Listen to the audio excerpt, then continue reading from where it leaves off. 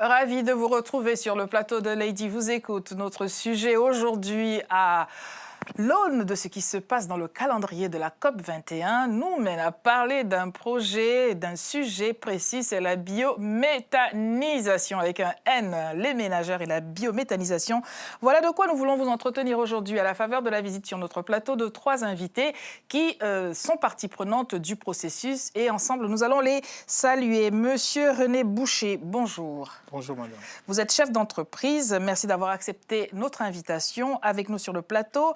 Et nous la remercions pour nous avoir mis en relation avec vous, Monsieur Boucher. C'est Madame la Présidente de l'association Monde et Bonheur, tout un programme. C'est Hermine Laperoni-Bachoum. Bonjour Madame. Bonjour. Merci pour votre présence. Et enfin, à vos côtés, une habituée de Lady vous écoute, c'est Honorine Godjob. Bonjour Madame le maire. Bonjour. Le maire adjoint de Saint-Prix. Merci d'être présent. Ce sujet, comme cela semble pompeux, pourtant je voudrais, avant que nous ne parlions de l'association Monde et Bonheur, encore qu'on entend déjà pourquoi ceci, cela, revenir sur la biométhanisation. Qu'est-ce que c'est? Qu'est-ce que chacun peut en dire pour que nos téléspectateurs comprennent? Je dirais la biométhanisation est un processus naturel de dégradation de matière organique, végétale, animale, humaine, dans un milieu d'oxygène dû à l'action de multiples microbes, des bactéries, sans oxygène. Cette action-là, multiple, permet que des microbes puissent réduire ces déchets de manière à produire le biogaz. Et ce biogaz est à base de carbone et d'oxygène. Cela nous permet donc de récolter cette énergie-là qui est biogaz, qui permettra donc aux ménagères de s'en servir. À côté de ça, il y a des résidus qui sont rejetés, qui peuvent être transformés en engrais biologiques.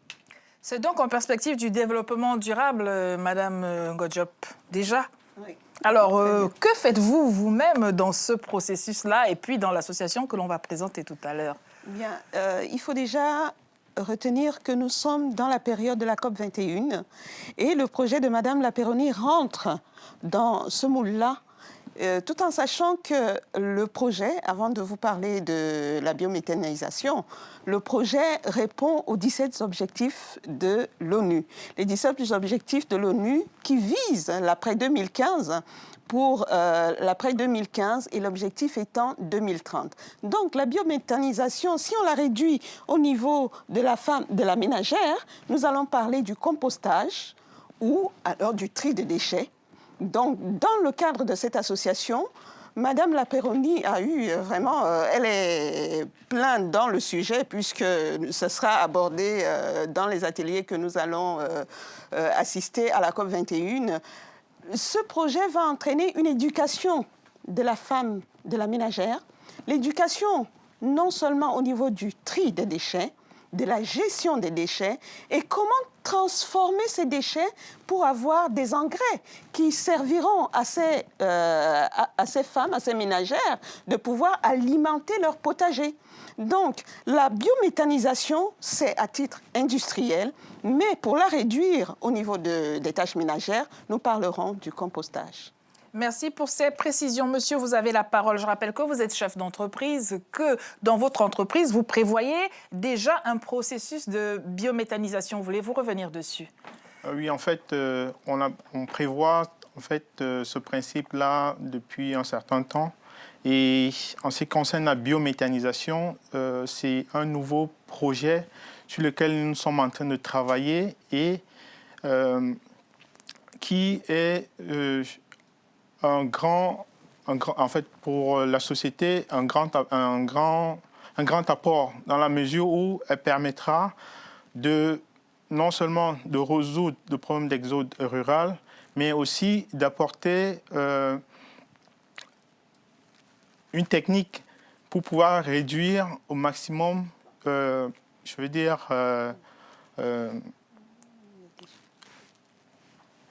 réduire Je veux dire, la répansion des déchets Alors, dans toute la pardonnez-moi ville. de vous interrompre. Hein. Pour la meilleure compréhension de tous et de moi, la première, ne voulez-vous pas revenir dessus de manière très simple? Qu'est-ce que c'est? On part d'où et on fait quoi? Et que voulez-vous, vous, faire dans votre entreprise? En fait, on part de la collecte des déchets, Oui. puis on les transforme pour pouvoir obtenir à la fin un gaz qui est Une source d'énergie, une donc. source d'énergie qui permettra tout de suite après la transformation de produire, d'alimenter, je veux dire, les ménages.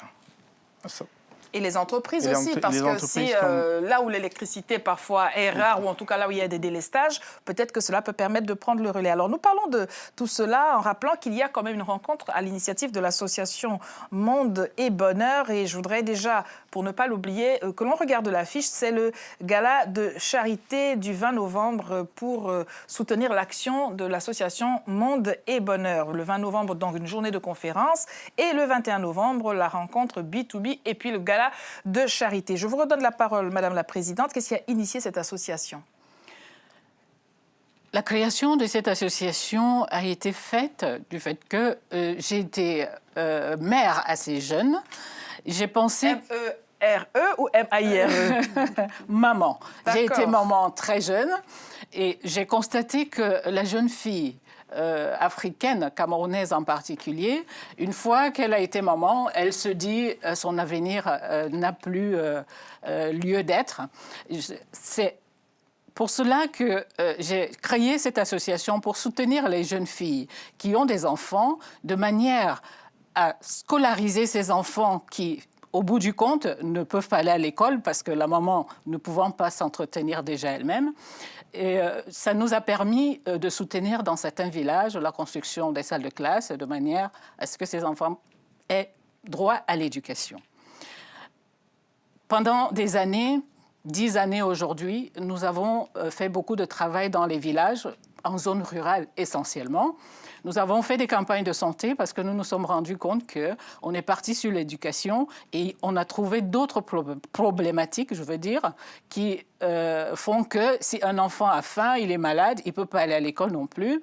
Éduquer certains parents qui utilisent leurs enfants comme main-d'œuvre, de les encourager à soutenir leurs enfants à l'école. Donc, il fallait également soutenir ces parents à leur donner un petit matériel agricole pour qu'ils puissent cultiver davantage, vendre une partie pour soutenir les enfants. Alors, quel lien y a-t-il entre ce beau projet et ce sujet que vous avez choisi pour votre conférence? Voilà, au bout de 8 années, parce que ça fait 2 ans que nous travaillons sur la méthanisation, nous avons pensé qu'il fallait trouver un projet qui, en lui seul, pouvait permettre d'atteindre assez rapidement nos objectifs.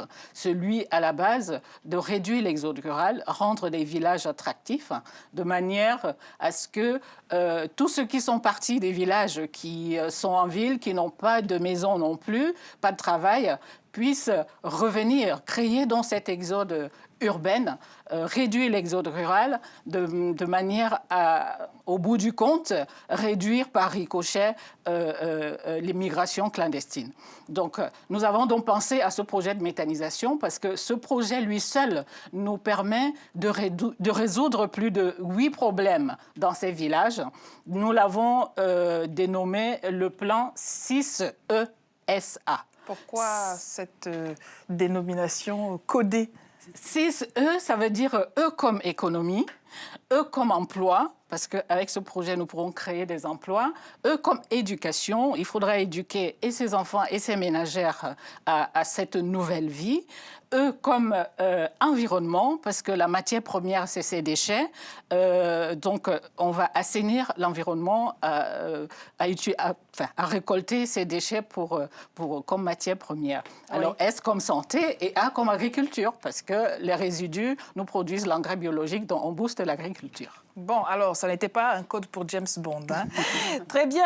Honorine, comment pensez-vous que les populations rurales, notamment, puissent être réceptives à tout ce qui vient d'être dit? Parce que quand on veut apporter l'éducation pour les enfants, tout le monde est d'accord. Quand on veut apporter la santé, tout le monde comprend ce qu'on apporte. Mais là, quand on vient vers un domaine précis, celui de la biométhanisation. Et je le rappelle, il faut quand même transformer des ordures ménagères qu'il faut collecter. Est-ce qu'il n'y a pas une certaine, on va dire, un certain rejet par les populations de l'idée même que quelque chose, quoi que ce soit de positif, puisse émaner des ordures ménagères, dont on ne voudrait pas s'encombrer d'ailleurs? Il est vrai que c'est un problème. Là, vous posez un problème de changement de culture, changement de façon de vivre. Nous sommes à l'aube du changement pour préserver l'environnement. Et là, il va falloir sensibiliser la population, sensibiliser les femmes, sensibiliser la population, sensibiliser les femmes à l'utilisation de ce processus. Cela veut dire quoi? Cela veut dire que nous, quand nous irons en Afrique, au Cameroun notamment, nous allons devoir apporter une autre façon de faire. Mais il faudrait qu'on se mette, que nous soyons en phase avec la population sur place, la population civile, pour que cette population, avec les besoins sur place, nous puissions ensemble trouver un moyen pour booster, je peux dire, pour inciter ces populations à changer de culture. Le tri de déchets. Nous savons tous qu'actuellement, que ce soit même ici en France, il y a certaines familles qui ne savent pas encore faire le tri. Et là, il va falloir une éducation, il va falloir sensibiliser, il va falloir former les ménagères, puisque nous parlons plus des ménagères. Et donc, je pense que ça ne sera pas un langage de sourds, ça ne sera pas un langage qui ne sera pas sensible à la population civile. Donc actuellement, je voudrais même rajouter que je pense que les populations civiles actuellement, vu tout ce qui se passe dans l'environnement et la COP21 qui, on en parle partout, les 195 pays dont les présidents qui assisteront à cette COP ont déjà commencé dans leur pays à mettre en place des programmes de sensibilisation. Donc je pense que ça ne sera pas vraiment nouveau. Ça sera nouveau, certes, pour le tri des déchets, mais en ce qui concerne la culture, la sensibilisation, je pense que ça sera bien vu par la population civile. Pour autant que les populations civiles soient conviées et présentes lors de ces rencontres solennelles, tout le monde parle de cette rencontre en perspective. Alors, vous êtes intervenant. Je rappelle à nos téléspectateurs que la conférence se tient le 20 novembre 2015 et que c'est à Bordeaux. Je vous donne l'adresse, c'est la salle du Point du Jour au 44 rue Joseph Brunet. Si vous prenez le tram, c'est la ligne B, arrêt Claveau. Désormais, vous savez tout. Est-ce que vous, qui êtes intervenant dans le cadre de cette conférence, voulez-vous succinctement, pour nos téléspectateurs qui ne pourront pas y assister, leur livrer quelques points sur ce sur quoi vous allez intervenir? En fait, je vais intervenir plus sur l'apport de la biométhanisation dans la société camerounaise. Dans la mesure où, aujourd'hui, tout le monde au Cameroun c'est qu'on a des problèmes de délestage. Et la biométhanisation peut et pourra répondre à pour moi, c'est un fléau. Pourquoi? Parce que nous, depuis quelques années, on n'arrive pas à avoir de l'électricité au fil du temps, comme par exemple en Europe. Alors la question que se posent les Européens, c'est pourquoi y a-t-il dans un pays où il y a de l'électricité, pourquoi entend-on dire que c'est en pointillé et que parfois il n'y en a pas? Sauriez-vous nous dire d'ailleurs? Je ne saurais pas vous dire parce que je ne vis pas sur place. Mais ça ne vous empêche pas d'avoir constaté qu'il y a des délestages. Oui, Honorine, peut-être voulez-vous réagir à ce point? Je pense que si cette critique est portée à nos gouvernements, c'est tout simplement parce que nous n'avons pas les moyens. Il faut les moyens. Il nous faut des moyens. Il nous faut faire partie il faut rentrer dans un programme qui va nous permettre de développer ce système. La biométhanisation, c'est un processus qui produit de l'électricité. Or, Et comment on sait qu'on a suffisamment d'ordures en Afrique Comment- et qu'il y a des ça bateaux sera poubelles qui viennent nous aider pour cela. Oui. Vous êtes en train de nous dire qu'on pourrait transformer cela en énergie. Mais alors, pour parler de l'énergie, d'une alternative à l'énergie, à l'électricité, et je vous redonne la parole sur ce point, on parle par exemple des panneaux solaires et du soleil en Afrique. Dieu seul sait s'il y en a. Et pourtant, on voit, force est de constater que l'usage des panneaux solaires est loin d'être répandu. Oui, c'est loin d'être répandu. Pour une seule thématique. Au Cameroun, on constate qu'il y a un manque de volonté, par exemple, au niveau de politique. Donc, c'est le problème qui rejaillit tout le temps. Donc, si on avait des gouvernants qui faisaient ne serait-ce que le moindre petit effort, on aurait pu résoudre ce problème-là en utilisant les panneaux solaires.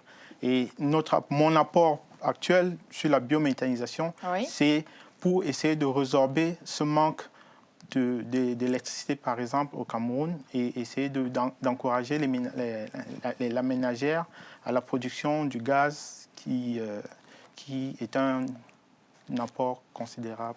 Alors, c'est un bien grand chantier. Est-ce que vous êtes optimiste, monsieur? Parce que le tout n'est pas que de sensibiliser. Encore faut-il que les personnes mettent en pratique ces bonnes pratiques. Hein, parce qu'une fois qu'on a fini de leur dire, prenez les ordures, madame disait tout à l'heure, on va faire du compostage et ceci et cela, est-ce que vraiment vous pensez que les gens aient envie, on va dire, de se salir les mains? Parce que, bon, les ordures ménagères, c'est quand même des ordures. Les gens auront vraiment besoin de se salir les mains parce que quand on essaie de voir ce qui se passe autour de nous, par exemple au Nigeria, on constate que la biométhanisation a changé le quotidien des populations. Très bien, madame. Alors, je voudrais vous redonner la parole sur un point. Vous êtes passé beaucoup trop vite pour la curiosité de nos téléspectateurs. Vous disiez mère très jeune. C'est quoi très jeune à ce moment-là pour vous? J'avais 17 ans quand j'ai eu ma Je les entends dire, mais ça va. J'avais 17 ans quand j'ai eu ma fille. Et donc, j'ai pensé, pour ma part, apporter cette force que Dieu m'a donnée, cette grâce de ne pas me décourager, de penser à travailler assez dur pour porter mes sœurs ménagères dans les villages, en ville, pour qu'ensemble, que nous nous levons comme de femmes, comme des femmes solides, parce que... J'apprécie, elle n'a pas dit comme un seul homme. On parle d'émergence. Il ne faudrait pas que ce mot reste un slogan et que de cela mode. se décline au masculin Voilà. seulement. Et donc, j'appelle mes sœurs, mes filles, aux côtés de mes frères, évidemment, pour qu'ensemble, nous puissions changer cette donne, que nous puissions apporter ce processus de manière à atteindre les objectifs 2035. Alors justement, sur ces objectifs-là, vous avez entendu ce qui a été dit sur la question des panneaux solaires et puis sur peut-être la volonté ou le refus des populations de mettre la main dans le cambouis. Il n'est pas du tout facile d'apporter un changement auprès des populations. On fait le terrain, on rencontre des villages qui sont assez réceptifs, on rencontre d'autres populations qui vont, excusez-moi le terme, jusqu'à vous dire ah non, vous voulez prendre mes déchets, c'est pour quoi faire? Oui, un peu de superstition et de tabou aidant. Et il y a des villages qui disent oui, on veut bien, mais on vend, hein, voilà. Alors attendez, pardonnez-moi, vous disiez tout à l'heure que c'était les ordures ménagères, ce ne sont donc pas que les ordures ménagères. C'est uniquement des ordures ménagères. D'accord. Et donc les gens sont quand même, on n'a pas grand-chose, mais on a au moins ces ordures ménagères voilà. et on voudrait savoir aujourd'hui, parce qu'on sait que ça devient une matière première pour un process. Oui. Alors il y a des villages qui se braquent, qui disent ah tiens, il y a l'argent. Mes ordures sont mes ordures. Voilà. Donc je les vends. Alors qu'ils les mettaient à la poubelle hier. Est-ce que vous pensez que tout cela puisse régler le problème de la collecte des ordures ménagères? Parce qu'on sait souvent que par endroits cela s'entasse, en n'ont plus pouvoir. C'était donc de l'or en perspective? Ça peut. Exactement. C'est-à-dire qu'au bout du compte, il n'y a rien qui peut se passer sans éducation. On va signer un contrat, une convention de partenariat le 21 avec une association locale qui est déjà dans cette éducation. Parce qu'on a besoin d'être ensemble pour être fort. Donc, elle étant déjà dans cette éducation au niveau de Douala, ici et là, donc on a sollicité... comment dire, se donner la main pour que dans tous les villages où on fait des actions, que cette association passe au préalable, éduque les populations à ce tri, à cette collecte, à tout cela, pour que l'acceptation se fasse plus facilement. Alors, Honorine, vous êtes, je le disais au début de cette émission, maire adjoint à Saint-Prix, en charge de la petite enfance, mais vous êtes aussi enseignante à Bobigny, vous enseignez les politiques sanitaires et sociales aux étudiants de Master 2. Est-ce que vous pensez que pour eux, c'est une réalité immédiate? Est-ce que c'est juste une matière, les politiques sanitaires et sociales, ou est-ce que c'est quelque chose dont ils voient l'impact dans leur quotidien déjà? Vous parlez des étudiants d'ici, oui, qui voient déjà, tout à fait, qui voient déjà cet impact. Il faut dire que les politiques sanitaires et sociales, ça rentre dans le cadre de la ville. Les politiques de la ville, les politiques sanitaires. Et donc, déjà dans la ville, on essaye de lancer ce mouvement de déchets, zéro déchet, d'ailleurs, avec le plan de Madame Royal qui donne des subventions pour les villes qui mettent en place ce programme de zéro déchet. Alors, pour revenir un peu, je voudrais un peu rajouter un petit bémol à ce qu'on a dit tout à l'heure. Madame Lapeyronie nous a bien dit que sur place, on fait de l'éducation. Justement, c'est dans le cadre de la coopération décentralisée, et ça, le fait d'avoir cette coopération décentralisée, ça va faciliter les relations entre les pays du Sud et nous. De telle sorte que, quand nous allons mettre ces programmes en place, nous avons des partenaires. Donc, d'ailleurs, je reviens toujours dans les objectifs de l'ONU, parce qu'il faut rentrer dans ce moule pour pouvoir avoir des subventions et réaliser nos projets. Donc, dans ce cadre de coopération décentralisée, il y aura les partenaires privés, publics, PPP, le PPP, Partenariat Private-Public, qui vont aider les populations et ils vont nous aider à pouvoir faire en sorte que les populations sur place acceptent le projet. Ici, maintenant, dans le cadre de mes cours, j'enseigne la politique, les politiques de la ville, le PLU, la gestion je parle aussi des le plan local urbain. C'est les nouvelles lois qui sont actuellement, qui doivent être mises en vigueur, je pense, à partir du mois de janvier, si je ne me trompe pas. Les lois qui permettent aux villes d'avoir un taux raisonnable d'habitations sociaux.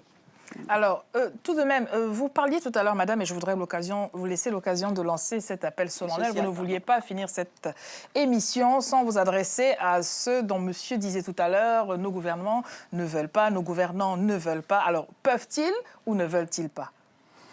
Alors, pour ma part, mon appel, mon interpellation pour nos gouvernements africains, c'est en particulier le Cameroun. Moi, mon appel se situe à leur niveau. Pourquoi? C'est de nous faciliter la tâche, parce que nous avons des partenaires européens qui veulent bien nous aider, mais localement, nous avons des lenteurs administratives qui font que, au bout du compte, on vient avec un projet qui va changer la vie des populations. Au bout du compte, on n'y arrive pas parce qu'on a des blocages. Pour moi, aujourd'hui, j'interpelle ces gouvernances de manière à ce que ce projet voit le jour, ce projet qui peut devenir très facilement un projet national, ce projet qui peut aider un village qui, peut-être dans 20 ans, n'aura pas de lumière, à être illuminé demain. Donc, c'est un changement radical et nous avons pensé commencer nos actions spécialement en zone rurale, ce qui permet donc de créer l'emploi, d'assainir l'environnement, de permettre à une femme de ne plus couper le bois à la fin d'une journée après avoir travaillé, donc de réduire cette coupe de bois. Ça veut dire qu'il y a un apport pour l'environnement à terme. Donc, de créer les zones urbaines au bout du compte, on va également réduire les migrations clandestines. On voit que... Est-ce que vous êtes vraiment optimiste? suis... Alors que la qualité de vie s'améliore, certes, mais peut-on jamais empêcher qui que ce soit d'aller où que ce soit, sachant que dans les pays où la question ne se pose pas en ces termes-là, d'aucuns ont quand même envie d'aller ailleurs? Effectivement, mais je pense que si, à partir des villages, un père de famille, un frère, un cousin, une sœur, c'est que dans mon village, aujourd'hui, il y a l'attractivité, il y a l'emploi, il y a, je peux, avec mon gaz, ouvrir un petit restaurant avec la lumière. Je peux regarder ma télé. J'ai un mieux-être. Voilà, j'ai un mieux-être dans mon milieu. Qui fait que je ne vais pas prendre le risque d'aller ailleurs mourir, à la nage. Voilà. Honorine. Les gouvernements, de toute façon, les gouvernements n'ont plus cette force aujourd'hui de vouloir ou de ne pas vouloir. Le changement, là, on revient toujours à la COP 21, les 195 pays qui vont assister, les gouvernements seront obligés les gouvernements qui vont faire partie qui vont signer cette convention seront obligés d'accepter d'aider la population civile. Et en plus, la population civile maintenant qui porte les projets. On sait très bien que des fois, les gouvernements ratifient des lois, des conventions et tout ce qui s'ensuit, mais ne les mettent pas nécessairement en application. Nous allons donc terminer en vous remerciant pour votre présence sur le plateau. Rappelez à nos téléspectateurs que cette conférence se tient les 20 et 21, le 20 novembre, 2015 à Bordeaux et le gala de charité le 21 novembre aussi. Je rappelle l'adresse, c'est la salle du Point du Jour au 44 rue Joseph Brudet à Bordeaux. Merci monsieur, merci mesdames. Merci, à demain. Merci.